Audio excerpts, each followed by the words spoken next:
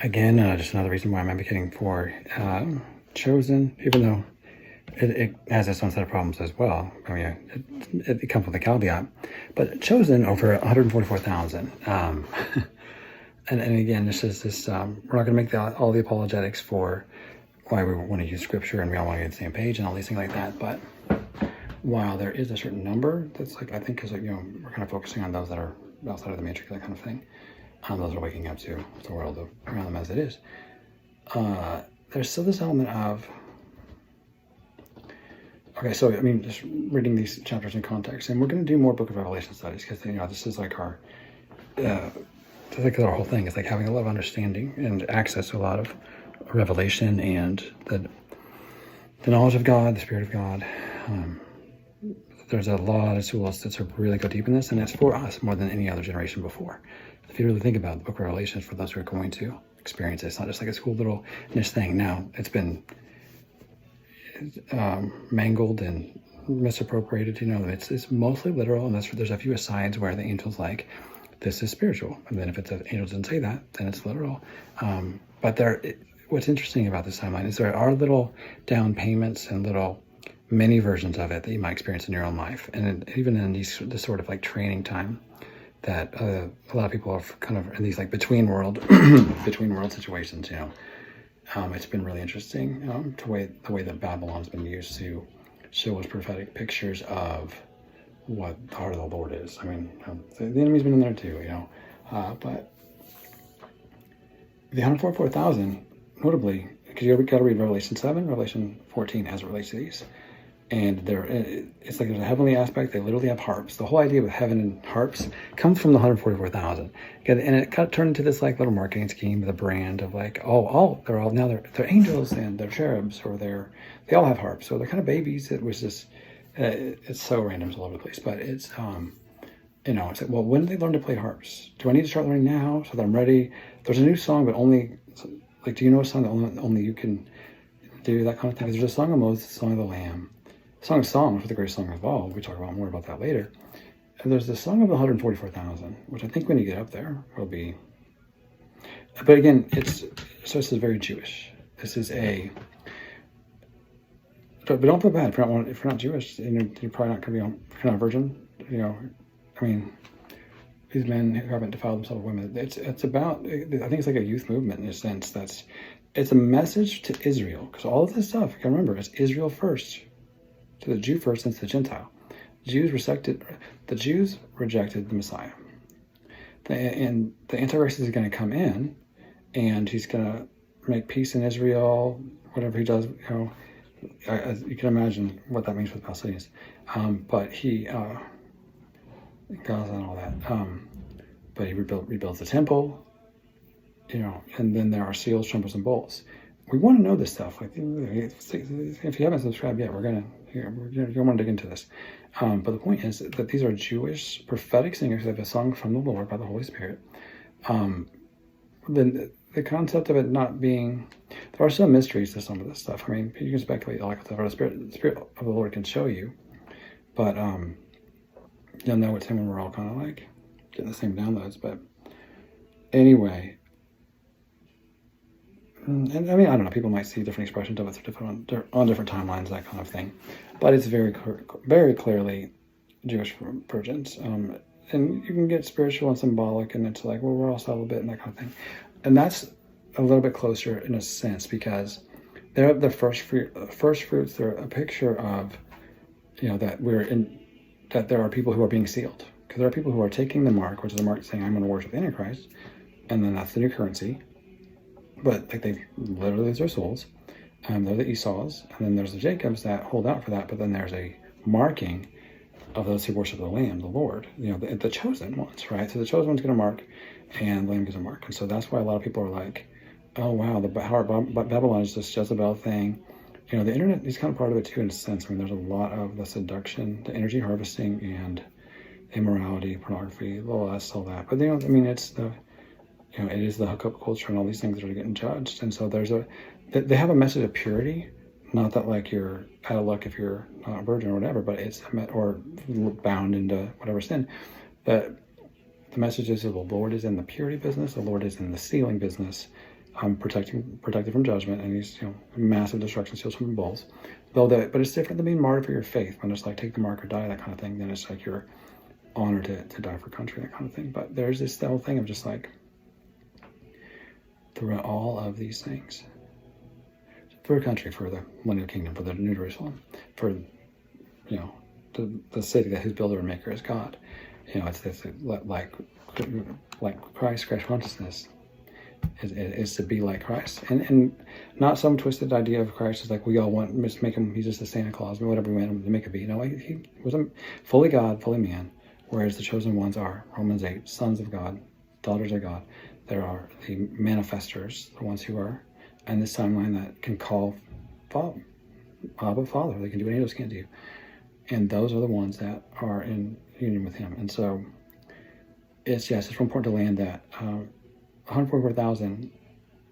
You can. It's not like it's bad to say that you're one of them, that kind of thing. I mean, because in a sense, we're spiritually going to be, when it's their time, we'll see them, and then we're going to feel this kinship and inspiration. There's a prophetic quality and impartation of a greater grace for holiness, and to kind of like be emboldened. That's going to touch your spirit, and you're going to hit this next level of ascension. And a lot of people are going to get their wings, all kinds of stuff. It's going to be a big deal in the heavens.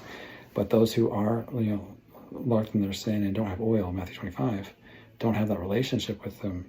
Matthew 7, he will say, "I never knew you," and that song is just going to hurt your ears. I mean, that's Matthew 13, who's got ears to hear, kind of thing. But in a sense, it's being used right now in a way it's meant to, because people are finding them, supposed to be a set apart, a holy people, a royal priesthood, as aliens and strangers in the land. And so there is a DNA upgrade that is, in a sense, alien in nature, in a sense, a complete reworking of us spiritually as you ascend and you take on these mantles and break the transfer curses, and that which has been freed up to you through the Christ, who is the one who's breaking the curses through you. It's not your own power. That's why the wicked can't do this. They need other blood, because they're, they don't have the blood of Christ. And it's just, all these scriptures get so twisted, and all these different cults and all these things, because they want to find another way. Because the devil, Satan wants to be God. He wants to convince everybody that he is God. And he can't really do it the way that God does it. Obviously, he doesn't have access to that kind of power, but he has the matrix. But what he wants to do is he can make Christianity look really boring, and he can take it down with smear campaigns and false flags and controlled opposition and infighting and internal within, and just he can make it look silly and boring and dry and all those kind of things. But there's so many different flavors, and finding the right place. But even now, it's transitioning into the praying church era. My house will be called the house of prayer, and through the technology and all these things, it's a worship movement, it's a prayer movement, but first and foremost, it's a blood movement. It's a intercession movement. It's because we're actually able to access the blood and then appropriate it, not for spells or whatever, but for redeeming things, restoring things, breaking the place where the matrices have glitched to the point of there have been serious transgressions. That's where the supernatural gifts, these things are happening, and we're bringing forth the kingdom in the 5D, on heaven, into the earth, as it is in heaven. So we're getting inspired by even reading about them and getting little prophetic revelations, and we're saying, I'm one of them. That resonates with me, and it does, because it's meant to, even for all ages, have this resonant quality of inspiration that strikes the heart and makes you want to be pure, and it breaks the power of addiction and all the generational curses that were keeping you from the manifestation wealth and as a son of God, daughter of God that you needed to be. But again, this is all meant to push us into the place of feeding our heart on the love of God in a real way. And that's the authenticity and the longing of every human heart that no other human can fulfill. Adam can only break. He can't, without the Spirit of Christ, there is no true, that's where this whole patriarchy thing is completely broken down.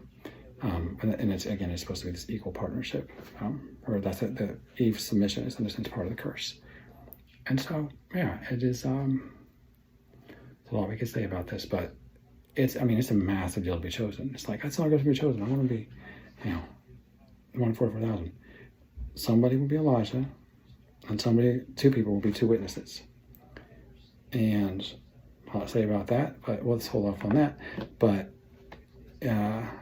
so set your heights on, set your sights high on that. You already got half you guys were claiming Joseph, and seeing your story there. You keep reading, you find your story in a lot of places. So it's pretty cool. But just again, this book of Revelation is you got to read the Bible. You can find your name there.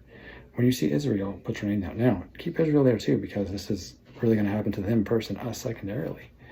All these things. So I mean, that's the temple is where Satan wants to, Satan's kind of outside of that time, that kind of thing. He's not that, he knows the Garden of Eden, he knows Israel. Why is everybody fighting over this land? Because there is a portal there. It's called Jacob's Ladder. I mean, there's all these promises there. And Satan wants to, he knows that when Jesus comes back, show's over. Go to the lake of fire. So he's thinking, his whole strategy is, and he knows it won't work, but he rages at it, and he's just like, whatever. There have been wrinkles have been thrown. Something about timelines and things like that. But God is outside of time, so we always knew. But it looks different. I swear the book of Revelation looks different than it used to because of the wrinkles and these things. But regardless, the whole point of this is that he wants to have one of his guys in that temple. Okay. And it was funny because like Rosemary's Baby and David Bowie was getting like little downloads of this, and went in psychosis. So maybe some people felt that way too, or something. Or part of that was probably the substances that he was on, or something like that. It's kind of a reverse, Bob Twin Peaks thing. But no, this is that's the whole judgment and all the evil and destruction, or the evil that is destroyed. All the destruction that we associate with the book of Revelation is because that mind has done that, and then knit all of the currency to worshiping him. And so there's two different marks: mark of the beast, but no one talks about the mark of the lamb. So that's that, and it accompanies that message. So again, but these prophetic promises of these singers that are going to sing at the beginning of this whole thing, because there was somebody worthy to open up the seals of this whole, in Revelation 4 and 5, this title deed to the earth, to take it back, that was sold to Lucifer by Adam, to use the tree of life for healing of nations. It's a matrix of the illusions, the magician's illusions of the tree and God of the knowledge of good and evil. That is what we're that's what we're doing. So we're praying Ephesians 1, we're praying Ephesians 3 for all leadership, from presidents to governors to aldermen on down. It's we are redeeming, and we're running for these things too, because there is a thing we want chosen ones to. The government is ours, and I don't really care about government. I don't really care about rewards. Well, he does, and the closer you get to him, you should. Galatians 2:20 is the top of the mountain. Because of love, because you are touching his heart and the things that he cares about, you want to be in partnership with him, and you want to have assignments for billions of years that are close in partnership to him. He won't be everywhere at once. That's a common misconception. The Holy Spirit, you have access to that, him and the Father in that conversating kind of way. You will live close to him because you love him and you want to, and there's that element. But he's in a body forever, and he's going to rule from one place. We have the whole earth, but he's in Jerusalem. And some people, much is given, much is required. There's a judgment seat. The judgment seat isn't just saved or not saved. It is what you do with what he gave you. And once you got saved, and it's with the knowledge he gave you, and fighting the fight of faith. But you could not see him. You press on with a lightening of the eyes of the heart. So those of you who have the 5D gifts and the kind of thing you're getting the spirit of revelation are so far ahead of generations, some people before you, and all of their work is kind of passed on down to you as this sort of inheritance there. But the Jezebel kingdom wants to use that inheritance for Lucifer, for his stuff, what does Jezebel want? The kingdom without the king, right? So or Lucifer's the king, or they're the king, or whatever it is, woman king. So yeah, but if you haven't taken your power back, broken out the curses, done any of that kind of stuff, you definitely want to, or you go through that on the website, or in some of these videos I've got on here, the descriptions, that kind of thing, because you want to start manifesting according to the promises of the Lord and connectivity to him. Got a course coming out on that, and sort of a book. It might end up just being course material. See how that kind of plays out there. But do subscribe, and we're going to have the symbols of a GoFundMe going now here as well. You get some of this rolling out if you're like so into this and see it happen faster. But yeah, so just that. It's a quick note on 144,000. A lot of confusion about that. A lot of confusion on Revelation 12 because yeah, there's an element of a lot of like these demonic and angelic war in heaven, and there's height demonic activities in a sense. I mean, a lot of it's it's all been the same number, but like something coming down, that kind of thing, thrown to the earth is in the equation, right? And so those were thrown to the earth. That might help you connect some dots where you maybe felt like you were losing some things or something like that. Heightened demonic activity from the second heavens, which is where a lot of the accusation of the brethren happens, to third heavens, which is where the more of the angelic realm, but then there's a war in the spirit, and then a lot of the demons are thrown to the earth, that kind of thing. And they're going to like a fire eventually. Some of us deliverance ministry have been thrown into the abyss. There's a bad news yet to come there. Like a demon later dude. But anyway, so the point about a lot of this though is that there's a lot of confusion around Revelation 12 and what that kind of looks like.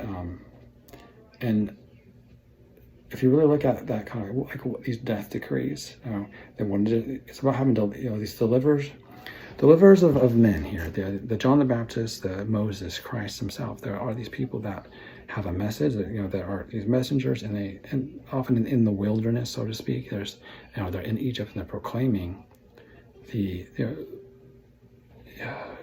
preparing the way for the Lord, or they're aligning the people, they're negotiating, getting the people out of captivity. They're these people that free people out of captivity. So as a chosen one, that's a big part of what you're called to do here, is to know God, love Him, and spread the let Him love other people through you. And part of that is setting them free, and in that knowledge, and you know the truth, and the truth will set you free.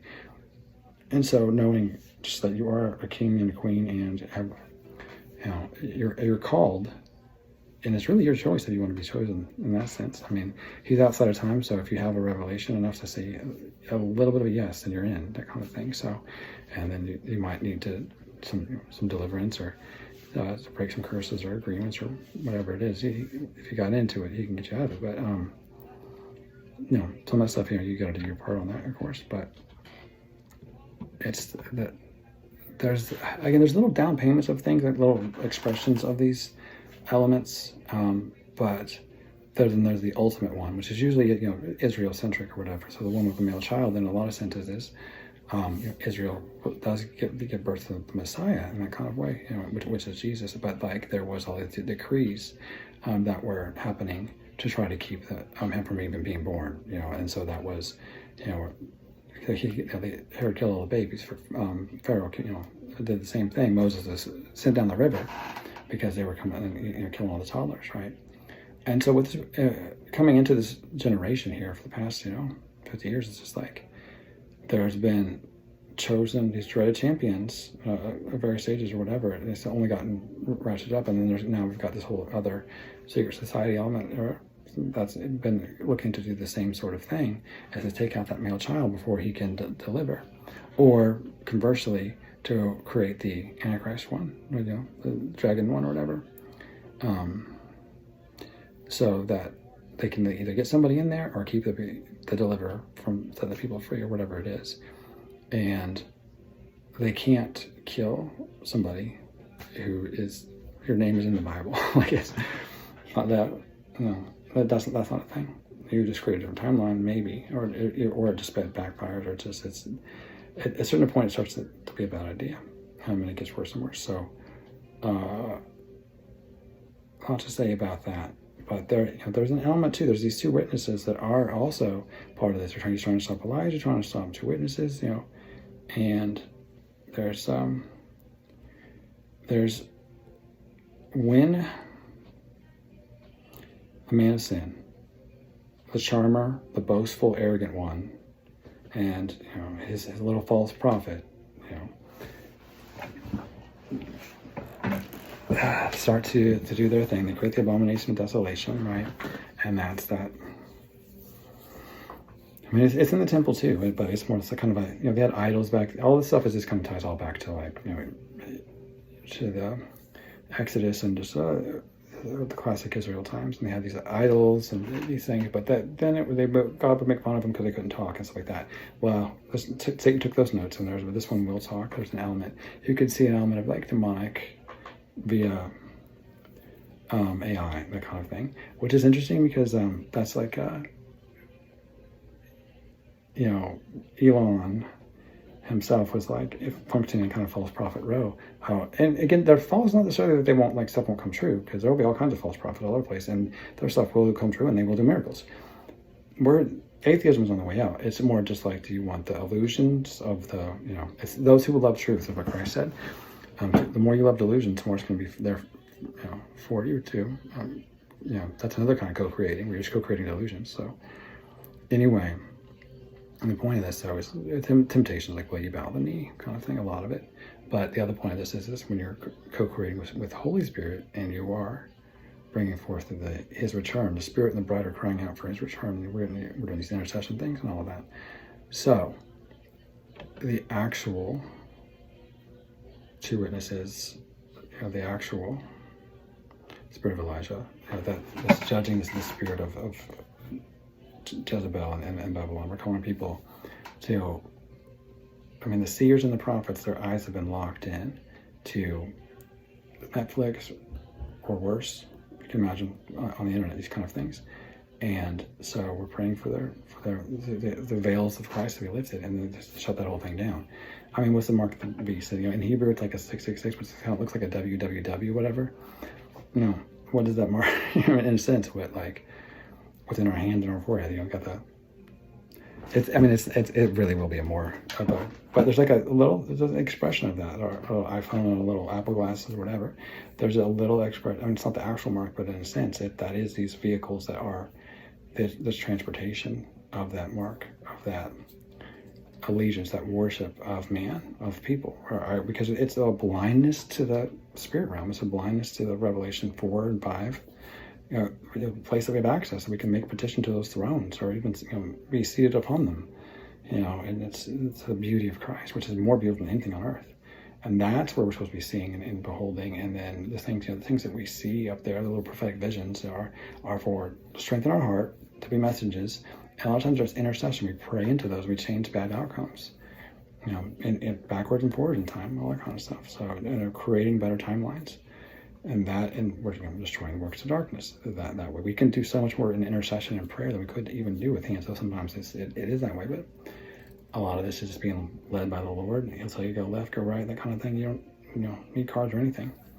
So that's the expression. These two witnesses, this element of this message of Melchizedek and pleading the blood over the works of darkness, redeeming that which the devil has killed and stolen and destroyed and taken over, where these demons that were cast to the earth have killed, like Lazarus, we can raise them back from the dead, pray backwards in time, back to December, all that kind of stuff. So we are the dreaded champions, and there's a reason that much power was set out to take us off, because in the Akashic, or the book of life, the Lamb's book of life, that's where you saw, or then they saw what we were about to do, and what we were gonna, the amount of reward that's commensurate, or the compensation for doing this much work. And it's like you can sit right here and pray, and you're in the Spirit, and then Revelation John 4, he's on the Spirit on the Lord's Day, and he's seeing all those things, and he's before the sea of glass, and that's knowing that you move the heart of God, And it's just like you're creating your own reality. If you're a chosen one, and you are the one that is all of us have our different timeline that we're sort of in charge of. And that's what he said. If you're faithful in small things, I'll make you ruler over many cities. Luke 19:17. And all these Bible verses are real. But no one could really understand them until now. You could if you had a prophetic mind or eyes to see, ears to hear, which is you have to pray before you get those. Or if you listen to this, you've already been prayed for to get them. So as you get that spirit of revelation, Ephesians 1, and you start to fill your heart with His love, or He starts to do it, Ephesians 3, which is the thing, I want that, Lord, fill my heart with your love, and saying I love you to Him, I say, you gotta say that, a bunch of times a day, and to say it about yourself, He loves you, you love me, it's like really, in a sense, it's parenting your inner child. They had a little piece of this thing, but it's with like the love of the Father. That's another course that we're outline for, but it needs to exist. So yeah, it's just so interesting. There's so many different like little cults and groups and organizations that have a little piece of this, but not quite the revelation, or they do and they just want to do it without, with the goat blood or something. So again, it's like it's a minute before he comes back. You resurrect the body, and you look like the best age that you, whatever. If you're like, I peaked at 21 or 29 or something like that. It's like, well, I might be that. Just might be the the body that you get. When you ascend, that kind of thing. So I mean, read. We're talking about Easter, right? Jesus comes back after crucifixion. Don't forget. And then he went up to the Father. He's coming back. He's not a baby in a manger anymore. He's not a broken man on the cross. And he didn't stay in the grave. He's not staying in heaven forever. Heaven is coming to earth. He's bringing everything with him. And we're redeeming the earth, and we're going to govern it. And, so you're about to care about government. If you don't now, you will. But it's not about a political spirit. He's not Republican. He's a monarchy, but it's, whatever the Republican became, past the 8 years, whatever. But, it's a glorious thing. The amount of joy and, you're and walk in what you were created for, what you were designed for, which is union with him. And government is meant to be an expression of his king, of the Garden of Eden. We've used that, that Joni Mitchell thing. That was a portal, all that Lower Canyon stuff. So, once upon a time in Hollywood, got to get ourselves back to the garden. Yeah, it was peace. It's a dream some of us had, right? It will actually be swords of plowshares. There will be no more war, but there's about to be a big one. But post that. So, but that's something you want to be sealed for. And again, it's the judgment aren't on the chosen; they're on the called. There are the called who became chosen, the called who reject that. But even then, there's still remnants that are left.